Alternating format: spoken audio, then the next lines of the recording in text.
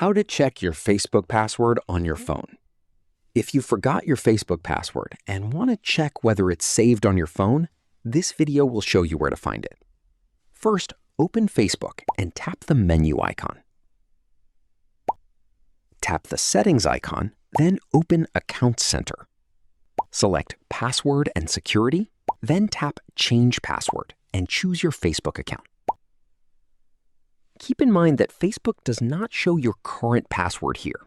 You can only see information such as when your password was last updated.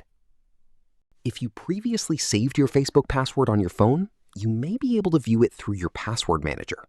Open Google Chrome and tap the profile icon.